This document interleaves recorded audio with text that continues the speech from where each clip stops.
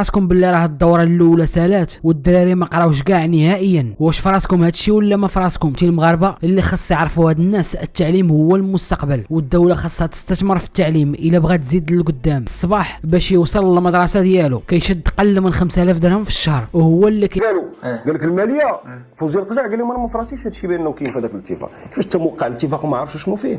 نكر ضربها بنكره يا هادي ضربها بنكره.